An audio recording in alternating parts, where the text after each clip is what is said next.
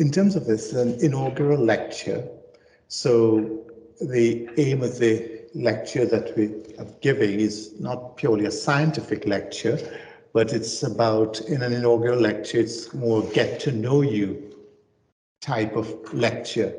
So I'll be talking about my journey, which is an academic and clinical journey. But just to clarify the thank you, first of all, say thank you to the research office and the administration team, and Michelle in particular, for the work they've done in bringing this together over a shortish period of time, but a lot of work being done to do that. So I do want to thank the research office, Vic and Michelle, for that. I also want to thank, as I said, you guys for attending face-to-face. We do have an online audience as well, and I particularly thank those who made the effort to come face-to-face, because I appreciate how busy everyone is in terms of time, etc. And thanks for those who have joined us online as well. In terms of dedication, I do wish to dedicate this lecture to certainly my immediate family and in-laws and parents. So the lecture is dedicated to them. Some of them are present here today. Some can't be here either due to ill health or being away on special assignments, and my parents obviously passed on. So, but this lecture is dedicated to them, to this group. It's also dedicated to friends and colleagues who've helped along the journey. So it's about people. This lecture is about people, about the need for people and motivation, and the need for people who helped along the way in terms of achieving this. So it's going to be a journey in which we'll talk and show and demonstrate the help and challenges that occurred along the journey. I'd also like to dedicate it to students and trainees, some of whom are here as well today, because they motivated me over the years to be able to get to the required standard and to deliver in terms of education and training. So those are my thanks and also my dedication in terms of the lecture today. So whilst you heard the sort of a formal position and title, this is where we are at today. The talk is really around a journey, and that journey, I'll just illustrate, certainly began on the left-hand side here, and I wouldn't ask you to guess which one's me in that picture, but so I'm on the left here, okay, and that's my brother Gershan. So quite similar names. So it's Gershwin. My dad, my stepsister, and my mum. Okay, and it's within that group and that family environment that the inclination and the nurturing and the fostering to grow and to develop and to work academically started within that environment. As I was mentioning to Sally by chance just a while ago, Gershwin is Professor of Chemical Pathology at the University of the West Indies. So I came to the UK, did postgrad in the UK. Gershwin went to Minneapolis, Minnesota, and then back to the Caribbean to teach and lecture in chemical pathology with a research interest in dementia. And hopefully, you know, if we do some AF stroke research, you know, there are opportunities. So that's the environment. This picture was taken just before getting into medical school. So I was a direct entry medical student. And I suppose I might have fitted the widening participation agenda that exists here at Edge Hill. We didn't have that. we had direct entry into the medical school. The journey ends here, and we'll talk more about that as we progress through the talk. And this is, as is pronounced here, Rangitoto Island, Rangitoto Island.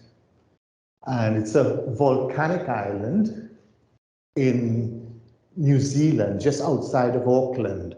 So at the top of it, you can see all of Auckland, a nice panoramic view. And you can get to it from downtown Auckland through one of the boats that gets you there. And there's a challenge to try and get to the top of Rangitoto Island. So that was a challenge, and I'll show how that challenge was similar to the challenges in terms of my academic journey. And I would also link the academic journey as a clinical journey because they went in parallel. So mainly a clinical journey as well as an academic journey. And one of the things about the island and the Gulf, and the main part of New Zealand is on this side, is Mission Bay, and then you can get into the hospital. So you can go to Mission Bay, do a lot of stuff, and then get on call in the evenings, as I used to do there. So we'll take you through that journey now.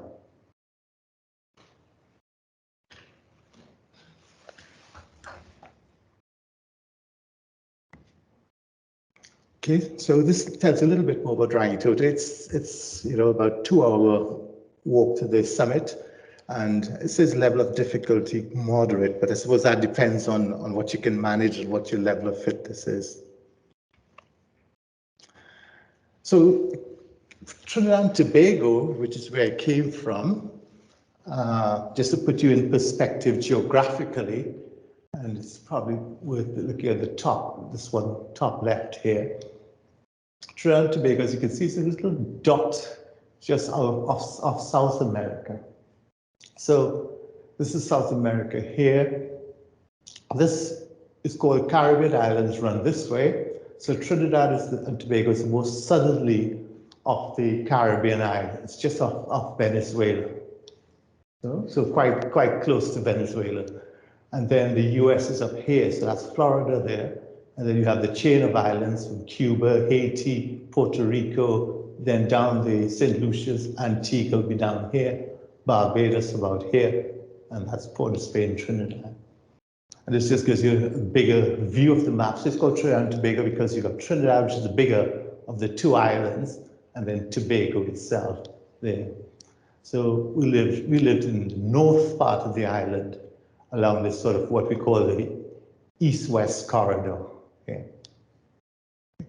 And this is certainly one of the places where you go regularly whilst we're there. It's called Pigeon Point, and it's absolutely brilliant.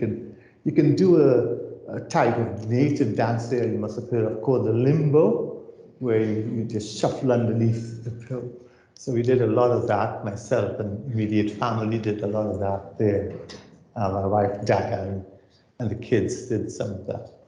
But I'll also refer to limbo in another sense in terms of my journey, and you'll see a totally different aspect in terms of limbo being in career limbo. So we'll look at that. Growing up in Port of Spain, again, a lot of the foundations were laid here in Port of Spain. In terms of Port of Spain, so this is an aerial view of the harbour itself in Port of Spain, with its own sort of twin towers, which went up over the years there. And this is the college I went to. It's what you call secondary school, or I don't know what you call the equivalent here, but so this was between ages of 11 to 16. I went to this college, and it's called CIC for short. Those online would know what I mean, because a lot of my colleagues online went to CIC. It's called College of the Immaculate Conception. We did national exams at age 16 there, and that was in science or in languages. In science, our students, 4 of us, got the top 4 places in the country in terms of ranking for science performance at the A-level examination.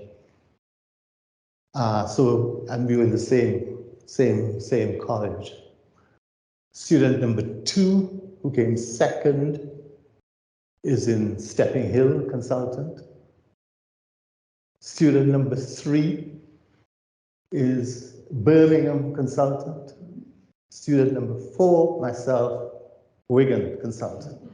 So we're all here. After that, we trained and did clinical training in Port of Spain General Hospital, those of us who came back to the Caribbean. So this is the hospital I remember very much as a junior doctor, going through the main entrance, the main clinical block, and training there. I came to the UK after medical training, and I came directly to Manchester to train, to do postgraduate training. But I came even before that. This was at a student elective, so medical student elective, international student, I could go anywhere. And I decided to come to Manchester. And it's just important, it reflects to me that we are organizing international electives now for our third-year medical students here. And it's that similar process that got me to Manchester to do an elective. At the time, there were elective Manchester students at Port of Spain General Hospital. So they had come over to do their electives and we met up, we talked, we spoke, we got a friendship bond, and they gave me the information about Manchester and Manchester cardiology. At the same time in Port of Spain, we had a cardiologist called Winston Ince, who was Cambridge trained, real high flyer, come back to the Caribbean, introducing new cardiology stuff. So he was my other contact or mentor in cardiology. And I decided to come to Manchester. So I wrote off to Manchester University, and got in contact with Derek Rowlands. Very flamboyant. I mean, the other point I make, that the views I expressed are my own. Yeah? So these are my own views, as my perception of it. So I should let you know that. So very flamboyant cardiologist, and these are the qualities, you know, inspirational, very supportive cardiologist, very driven, and a great teacher, a recognized expert on the ECG in Manchester. Lots of books, and up to today, running courses, etc., in terms of ECG. And I completed my medical student elective with Derek Rowlands. And as you can see, with a car number plate of 12 ECG, you know, these things, it's very flamboyant and very experienced and very knowledgeable. So I spent my time in Manchester doing cardiology with Derek as an elective student, and then came back to get my first UK post, which was as a doctor, first UK post as a doctor. And sometimes you do need a bit of help along the way and interest. And Gareth Beavers was in Birmingham, and that's where I got my first post. And Gareth was a hypertensionologist then, a lot of specialists work in hypertension. And he had an interest in ethnic disparities in malignant hypertension and in Afro-Caribbeans in particular. Yeah. So there was that bonded naturally with me and myself and Gareth, and I certainly learned a lot from him in terms of his expertise in Afro-Caribbean hypertension and the Birmingham population and in his clinics. So another really dynamic, inspirational general physician with an interest in a cardiovascular topic who was key in terms of advice and further development. Just to point out this paper here, as you can see, with Vijay Karthik, you know, Gareth Beavers and Greg Lip, hypertension related.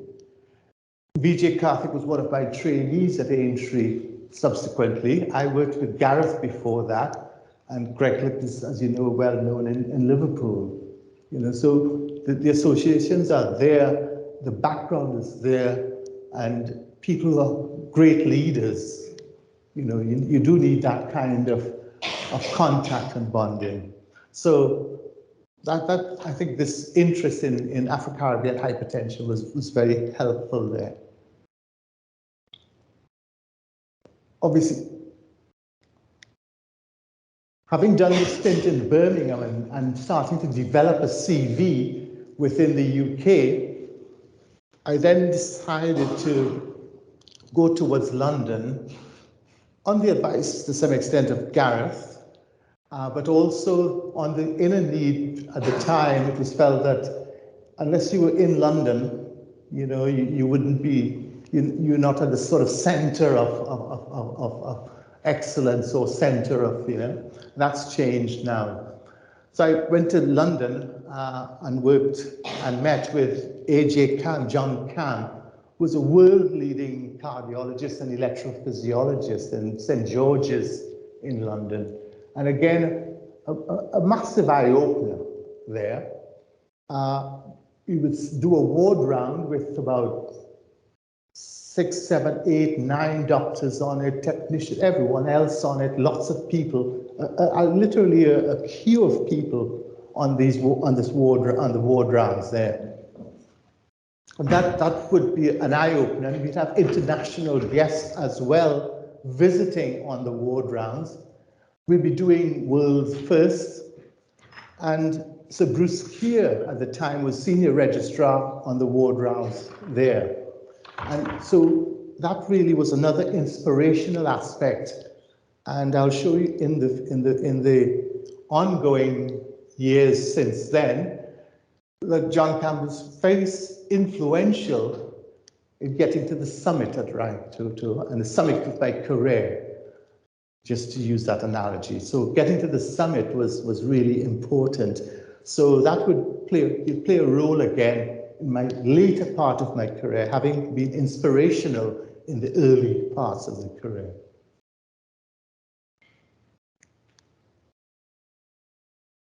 Completed my junior jobs at London with John Cam and his team, and then decided to continue on in London, because once you're in London, you've sort of made the contacts with relevant people in London. And then I moved over to the Hammersmith with John Cleland. And this is back in '92. I remember walking through Hammersmith and John with his pram and his young kid at the time. And now we've got 30 years later, that collaboration is still ongoing. 2022. That's a 30-year collaboration working with someone. And, still there in terms of mentorship, still there in terms of advice, publications. Now we meet on web, on Teams. We have the catch up for these different trials. So again, another highly influential cardiologist in my career and development.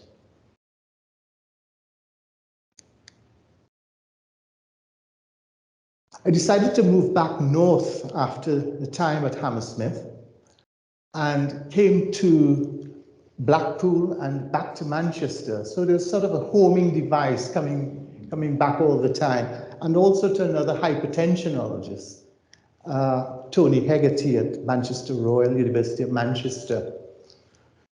Tony Hegarty was quite interested in endothelial function and endothelium in relation to hypertension.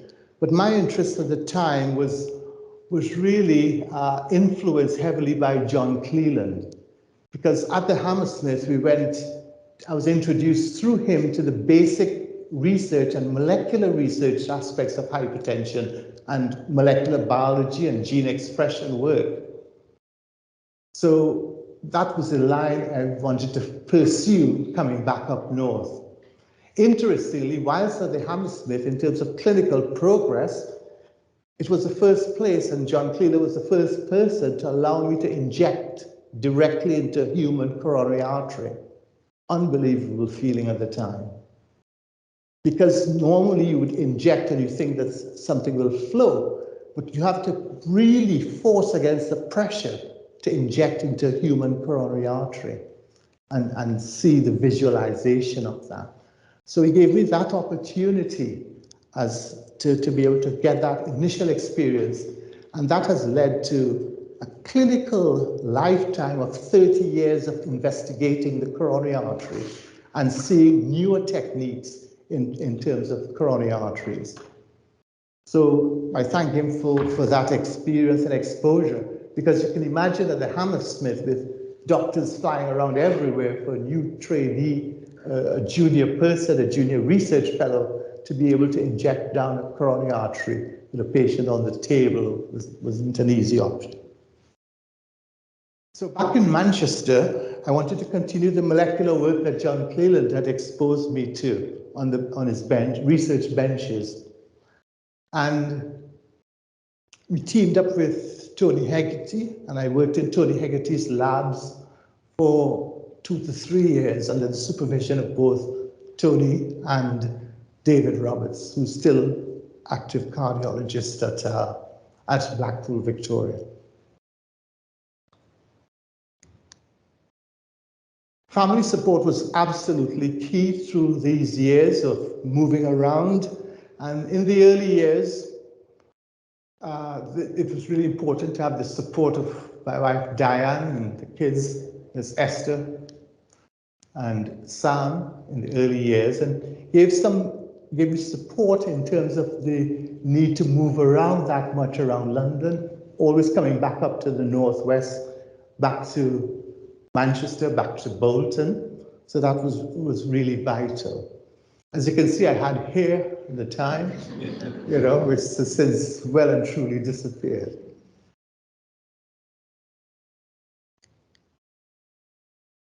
Having been back and doing my research towards an MD in molecular genetics of the renin-angiotensin system, I was fortunate enough to get some support from the Overseas Doctors Association, as it was known at the time, and the names have changed over time, but they teamed up with Zeneca to have funding and to obtain some funding to support a research traveling fellowship to Harvard, to look at genetic work and some more molecular biology work on their benches.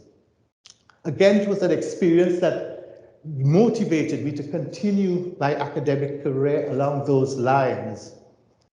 There were key people there, and some of you would know or heard of the name of Eugene Braunwald, whose office was right next door on that same floor, and who I met at conference and as a PI for clinical trials that he was running. There was a saying in Harvard, when you go to the senior chief or senior person in the lab's offices is quite close to the lift. I just wondered whether that was coincidental, that every time you enter the lift to leave the floor, you're in full view of the office of the person who's seeing who's coming in and going out, and whether that had any feedback to the sort of hierarchy. And there was a saying in Harvard that when you're told it's time to buy your souvenirs, means it's time for you to pack up and leave, So you have to try and avoid anyone telling you, your boss telling you, try to get your souvenirs, go Harvard shopping or go get your souvenirs. So I made sure that, I wasn't told to get my souvenirs.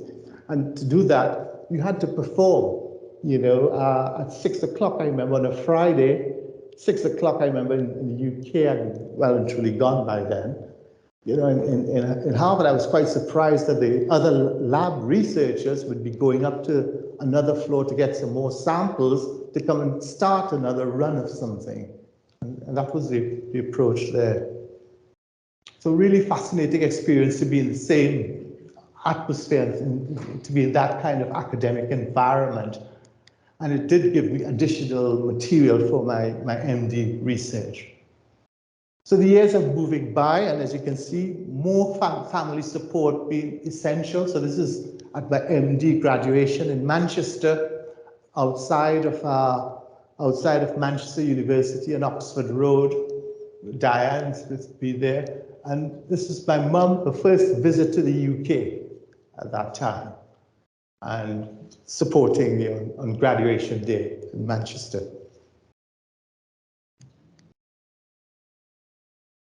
We went on after that, continued to do some clinical service in the NHS hospitals, but then landed in this era, the era called Kalman era. Sir Kenneth Kalman was appointed as the CMO, Chief Medical Officer for Health, and decided, well, we need to revise the training structure to become a consultant. So previously, you can apply for whichever jobs you want and then become a consultant.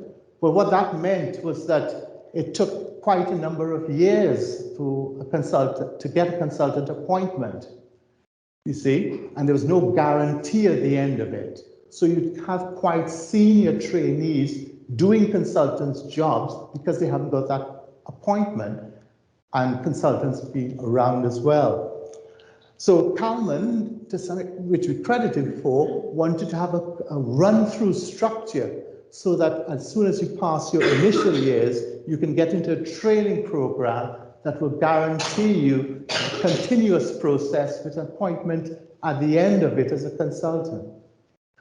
But that was fraught with bureaucracy, red tape, settling in period, etc. So slipped through the net there and did not get into that transition quite to get a consultant appointment. So at this stage, one has fallen out of the system, you know, as what I consider to be a state of clinical and academic limbo.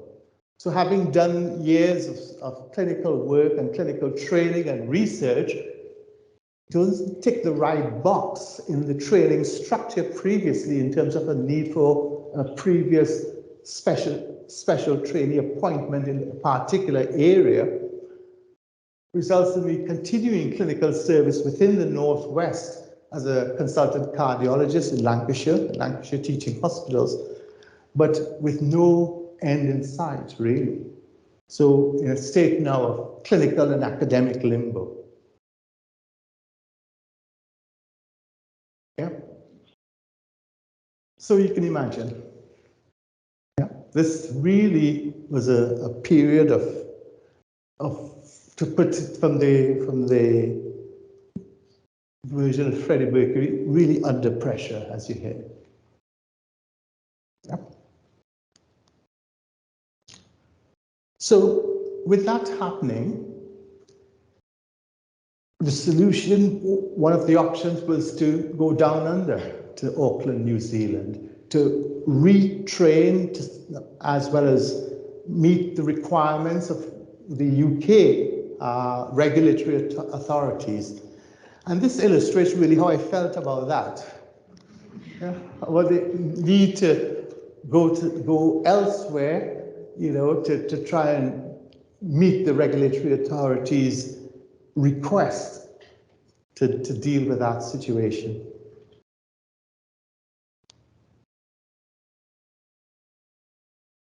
I went to Auckland, New Zealand, with that initial feeling, but was welcomed wholeheartedly by the Auckland Health Board, the Auckland Health Authorities, the Auckland consultants.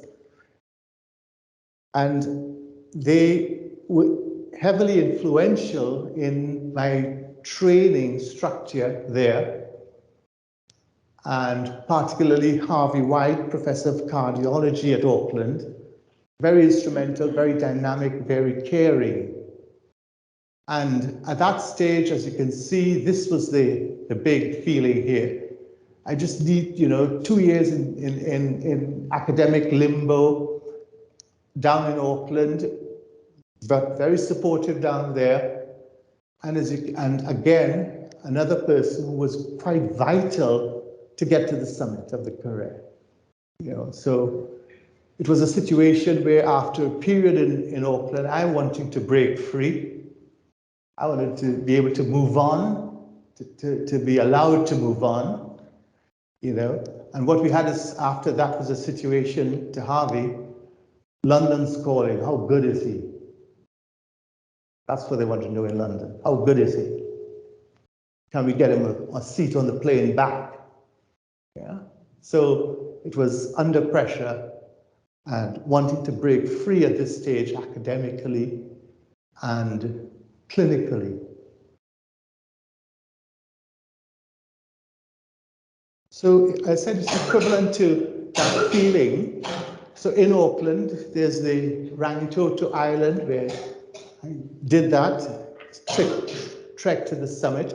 And that was the feeling when I got to the top of Rangitoto Island. And it's the same feeling and experience when it was a positive note, eventually relayed to London. So this was it. I knocked the bugger off. Yeah, that's the feeling, getting to the top. There's Diane and Sam from earlier pictures, but now a few years later with Rangitoto Island in the background. Yeah, it was all a favorite spot to be.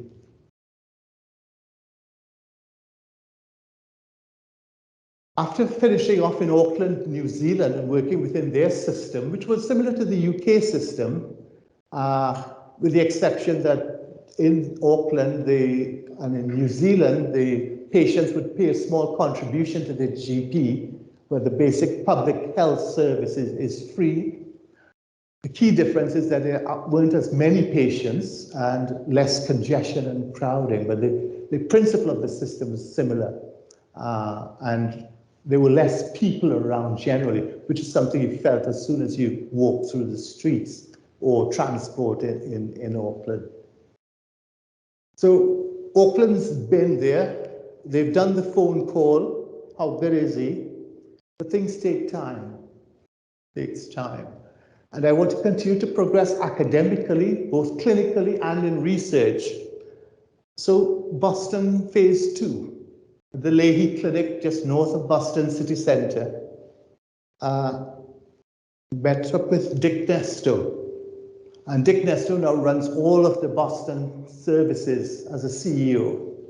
And Dick, as you can see here, really great, sharp, dynamic, hands-on. And it's all hands-on in Boston, you know.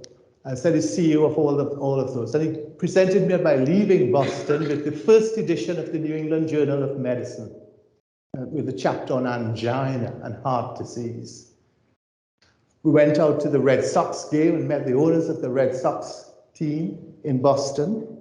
And, you know, really fantastic event. And again, an inspiration in terms of cardiology and cardiology development. London's calling, the answer was positive from Auckland. I was on the plane back to Liverpool. Yeah, back to the northwest, and subsequently 15 years in the cath labs at Aintree. So the training I got in Boston, in New Zealand, and down in Auckland in interventional cardiology, because I decided to continue to progress that track.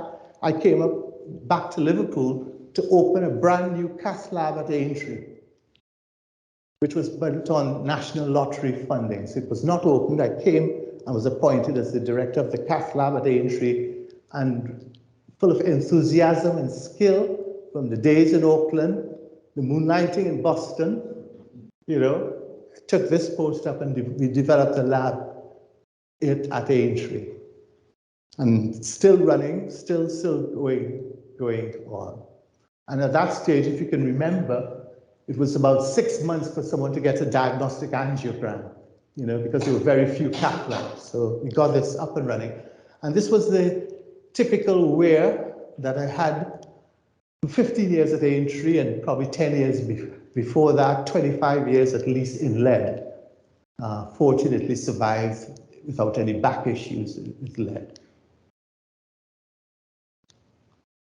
At Aintree, I decided to push the academic agenda even further, and the colleagues here who worked with me at Aintree will recognize a lot of this. Yeah. Research studies, clinical pharmacology studies, and clinical trials that we set up. It says here, research secretary. funded by the income that we generated. Yeah? Cardiology research nurse, funded by income we generated. None of this was funded yet, so we generated the money. A newsletter. Yeah? We had support from Rob Moots, who was our R&D person at the time, in terms of keeping things going and the protocol. If you notice here, acknowledge our medical students. Principle I firmly believe, acknowledge collaborators, acknowledge medical students, acknowledge your team. So these were things that we did, July 2013, Aintree. 2013, Aintree, the first time we start hearing of this study called the discharge trial. And the discharge trial was a collaboration with European countries. So 23 European countries started discharge the year after that, 2014. And great time academically for cardiology for myself, chairing the Clinical Trials and Research Committee in San Diego and the late-breaking trial session in CT. So CT, an international focus, international development with CT, and coming together to form this pan-European group to start this study, looking at, do you do a coronary angiogram, which is an invasive process, first in someone with stable chest pain, versus doing a CT angiogram, which is a non-invasive, literally 10-second test initially. So which approach is best? And we started that. In the UK, there were 3 centres. There was initially 2 centres. There was Glasgow and Aintree as the 2 centres, and the Royal Liverpool joined later on in the trial. So international exposure there.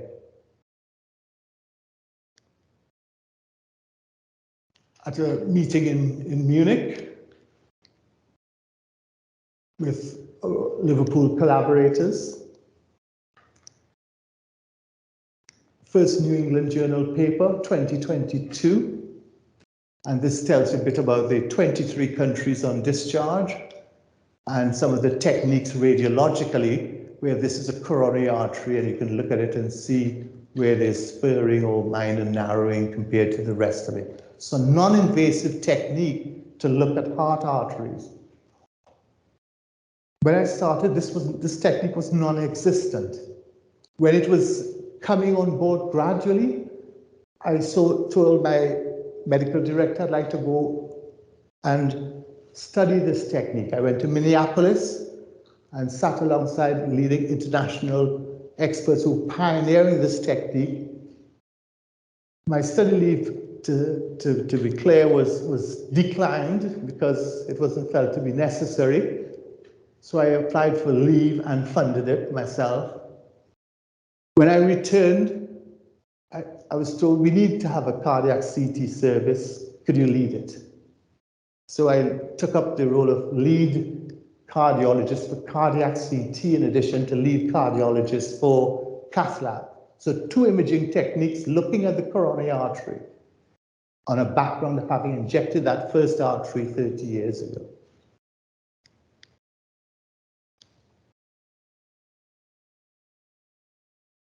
Having done those 15 years at Aintree, in CT, in angiography, the opportunity arose for a chair at University of Central Lancashire to set up their 3rd year medical program for medical students in Cumbria.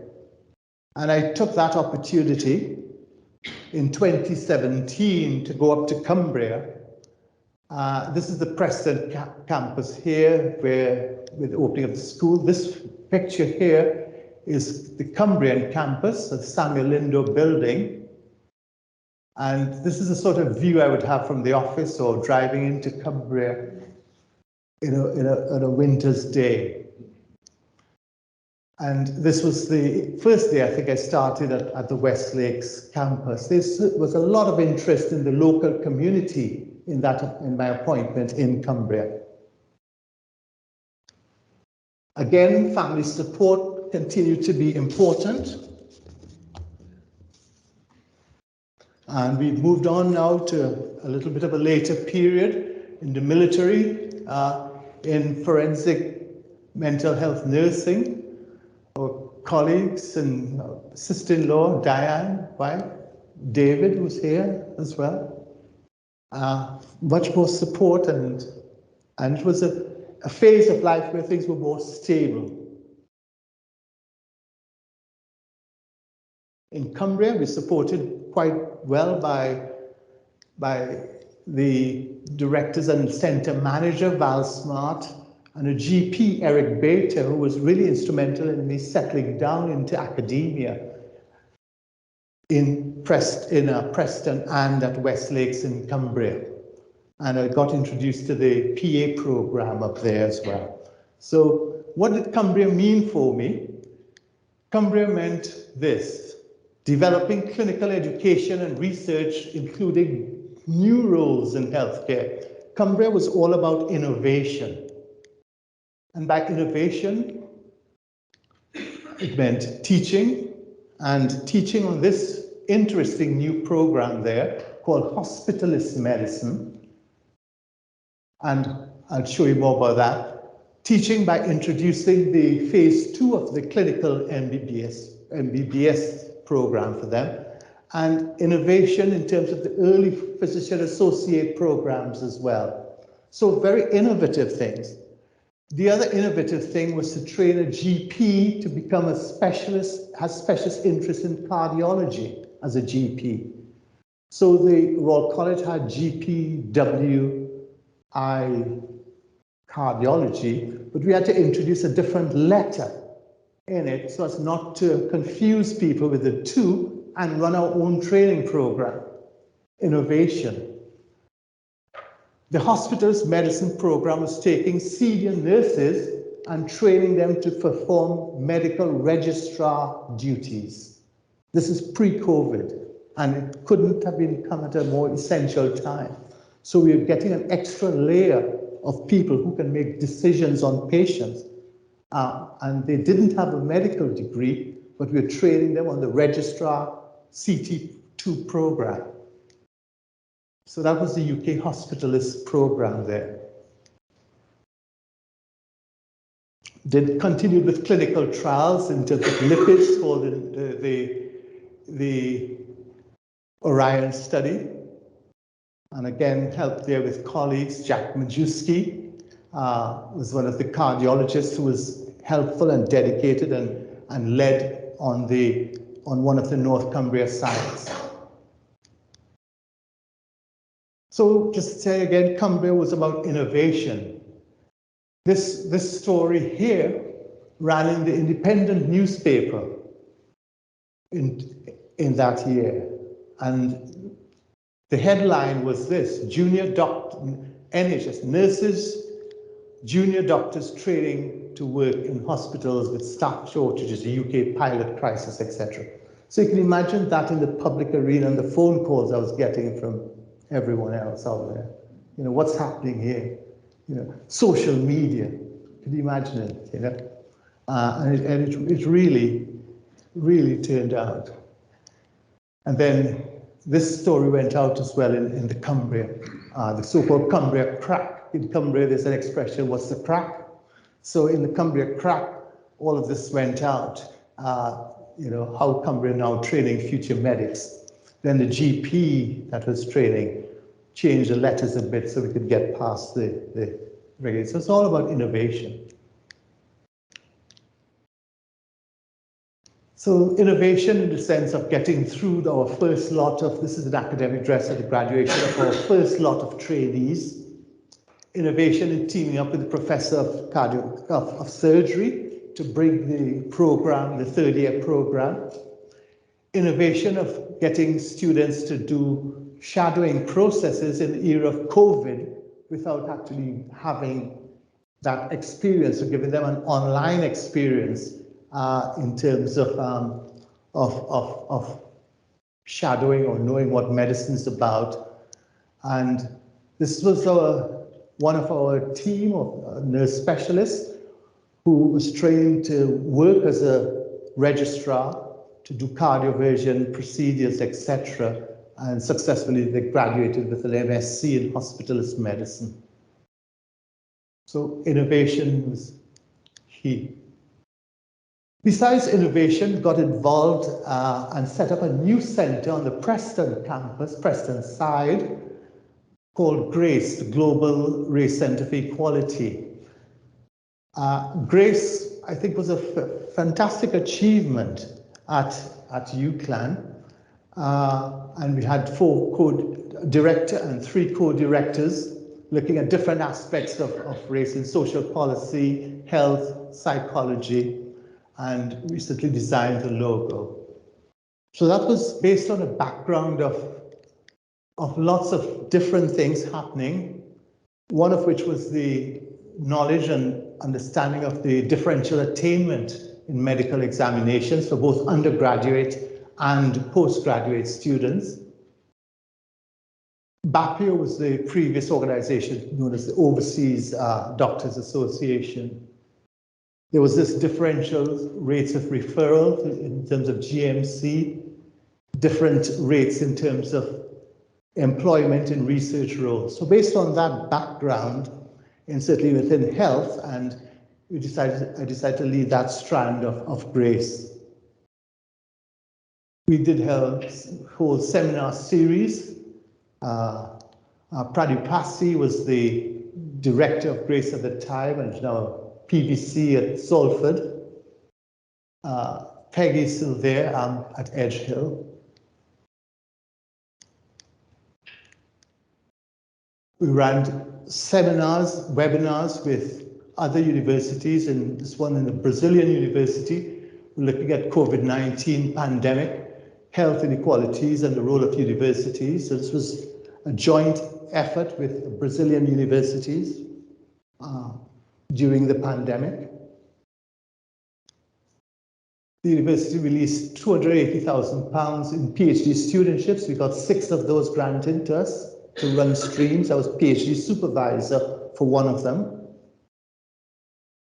And this is a statement from Pradeep before he went on to Salford.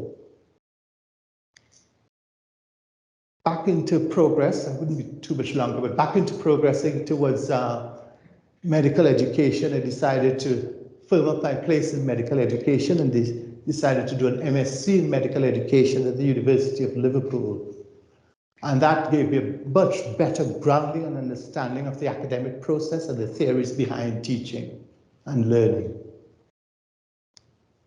Not content with one university, came to Edge Hill after that and did my MSc in medical leadership with a team here. Thoroughly enjoyed it and knew I wanted to come back at some stage to Edge Hill.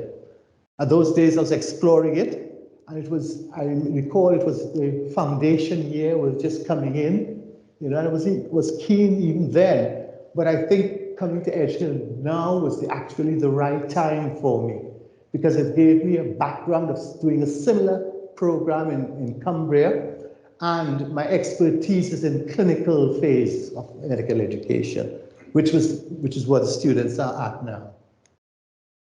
So managed to successfully launch year 3, managed to start and hoping to continue to develop with colleagues here the cardiorespiratory aspect of the cardiorespiratory research center here. So I want to continue that.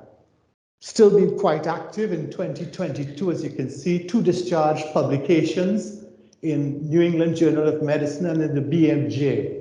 And we have an ongoing publication process going on now to get 3 more into different top-rated journals. Collaborations continue with Northwest colleagues. Looking forward, the plan is to develop the first cohort of medical graduates from Edge Hill, develop the cardio side and directly the cardiorespiratory research center here at Edge Hill. We want to continue that collaboration that we started at GRACE in UCLan. So now we have interested persons from UCLan, where John Wainwright is still director of GRACE. Pradipasi is in Salford. I'm here at Edge Hill, and the collaborators at John Moores, so sort of Northwest University's Race Equality Research Forum. And then also here, Discharge Extend. The discharge trial terminated after 5 years. We're looking for additional funding to see whether we can take this forward for another 4 years to see what the outcomes are in terms of the analysis of that data. So to reanalyze that data 5 years on. So looking for funding. So these are the objectives for the next few years. Yeah. So we'll probably take a few questions from those online as well as in the audience here. Thank you.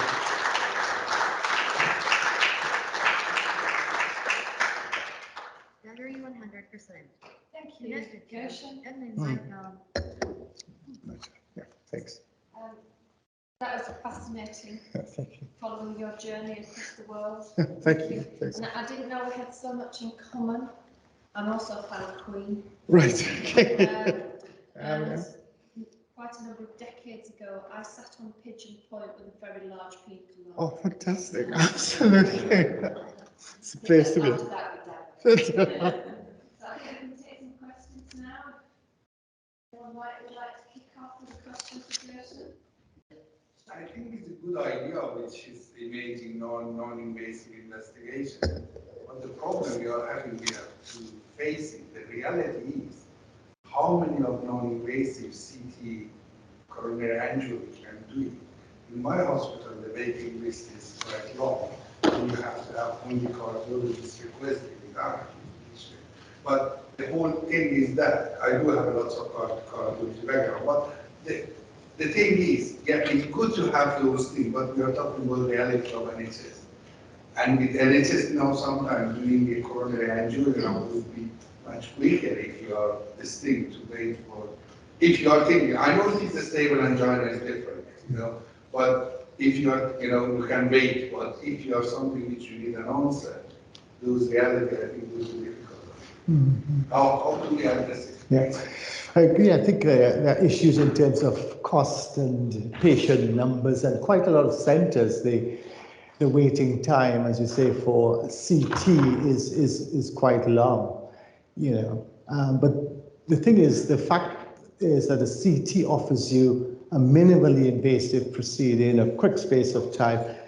So it will be influenced by the health system that you work. And we are seeing that even within the discharge partners, because of the different healthcare systems even around Europe. So the sort of economic analysis and cost effectiveness is going to be looked at within the different populations and in the different countries that we are. But it shouldn't stop us from progressing in terms of having a technique that works with less risk to patients and probably better outcomes as shown if that is the initial strategy. Yeah. So, yeah.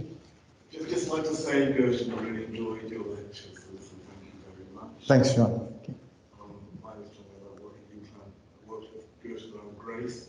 Just want to ask a question, in terms of your journey from Tobago, coming home, all around the world, what have you learned as a cardiologist on that journey? What have you learned in different places? Yeah. I think that's a very important point. The question is, are patients similar? Are they different? I think that they're all different, and there are certain differences that you pick up that it's not necessarily in the books, for instance, that you read, and that's where the experience comes in and helps you. And it's that social determinants of health that's really important in terms of getting patients to have better outcomes. So you may have statins, for instance, to lower cholesterol, but unless you interact with what are the things that would prevent that patient, either cultural values, societal values, electronic media, that sort of thing, that then impact on that outcome would be different. So I think that, you know, that really is a key point. And of course, the response, either genetically or otherwise, economic factors, social factors to management is important. And hypertension is another big example of that, or management of diabetes with dietary aspects in different communities and tailoring the advice to the patient. So I think this is a huge lot to learn. And certainly out in New Zealand, we had the big experience of the native community and the Maori community out there in New Zealand, you know, and how you adapt and how you get that health information and process across to the Maoris. So a fascinating journey. Yeah. Hi, Liz. Again, thank you for your talk, lecture. It was very interesting.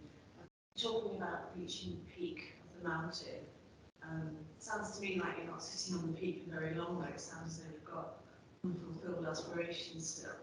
Yeah, that's right, that's right. I'm still asking you too much from a professional and career perspective. Yeah. Do you have any further ambitions that are in your sights? Well, I think certainly, once I mentioned, I really would like to see the first lot of students graduate from Edge Hill, you know, the first lot of doctors, really. We have aspirations in terms of the CRC, and hopefully with our colleagues like Anjali can help us move that along further. And eventually to see the Cardiorespiratory Research Centre here at Edge Hill be one of the places that a cardiology trainee, for example, in a Liverpool hospital, or any of the Liverpool hospitals or Manchester hospitals, would see as a place to come and do some of their research as well. Any other questions? I just want to make a comment what people think of a question. I've got to say, very national. You left us the name Grace. We're grappling with anti-racist, whatever, Barry work with in research across transdisciplinary. And it was your genius idea to come up with Grace, which is like what's also a national name now. Yeah. No, I'm really pleased with that because we were trying to work out, you know, what to call it and how to name it, and you know, it just came to me we should call it GRACE. Our objectives are to go global, so Race Centre Equality Research, you know. And I think if we can, I think the important bit is to impact with the local communities, you know. And once we get the local community impact, then it will grow from there. Yeah, just another observation. I mean, I'm really impressed by the presentation. Thank you so much, Gershan. It seems that we are very much focusing also with Grace maybe on the impact on populations, you know, ethnic backgrounds, etc. But there is, of course, a huge impact also on those who come over here who have trained, well, they have studied in other countries, coming over here and then train in the NHS, and then trying to become a GP or consultant in the NHS. And a few of my friends are of that sort of category, and they find the landing, as it were, in the UK and in the NHS actually a horrendous experience, most of the time. I find it really, really difficult to get their hands around. And I just wondered if you have any reflection on how can we support them. And that doesn't just go for, obviously, for those who are training them and doing their rotation here and come from other countries, but also for NHS nurses.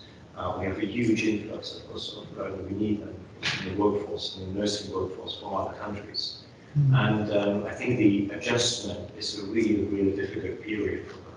I just wondered if you have any reflections. I think certainly some of the feelings through the GRACE work we've done is to interact at two levels, certainly with the people themselves who are experiencing that, and within that forum, such as the Northwest Forum, as a means of academics being, you know, a forum for discussion amongst academics and in terms of supporting them that way.